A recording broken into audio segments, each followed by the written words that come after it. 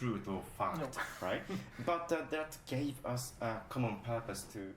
And here the main message is that AI is different from every previous information technology, and actually from every technology in history, because it's the first technology which isn't a tool, it is an agent.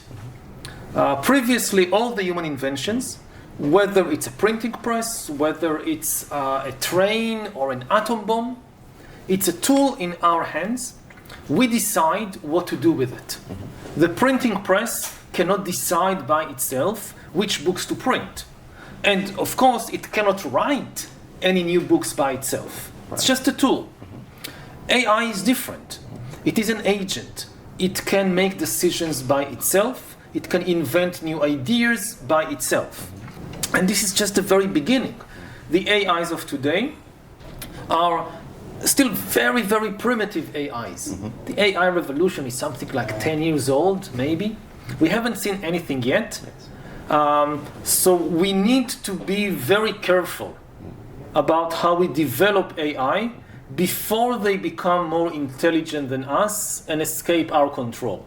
Once the AI is more intelligent than us, in broad fields, already now AI is more intelligent in narrow fields. Yeah. I think there is a real threat to American democracy. Trump and his people, they can destroy the checks and balances of the system and ultimately even rig the elections. It is leading in the AI race as long as it was committed to preserving the international order and to values of human rights and peace. This was good. But if America now flips and become an imperial power that cares only about enhancing its own power and conquering more territories, as Greenland or the Panama Canal or more territories, then it becomes a real danger. The main problem is that Israeli democracy is very fragile because the only real check on the power of the government is the Supreme Court.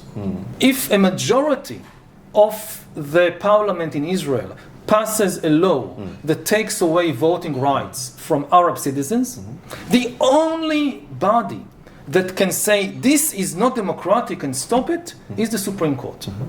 And now what the Netanyahu government has been trying to do for 2 years is to take over the Supreme Court, either abolish its power, say no, the Supreme Court has no power to strike down laws, or to appoint its own loyalists to the Supreme Court, and then it also controls the Supreme Court.